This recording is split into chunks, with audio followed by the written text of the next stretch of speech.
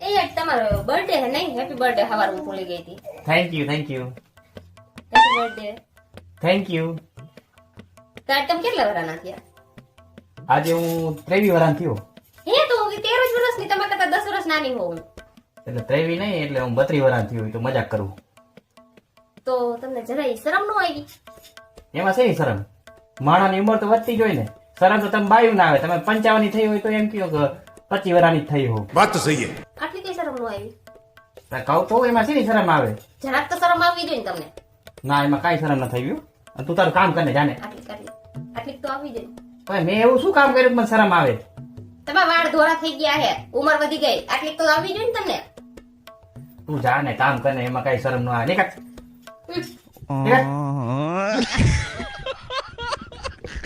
સાચી વાત હો, શરમ તો આવી જોઈએ.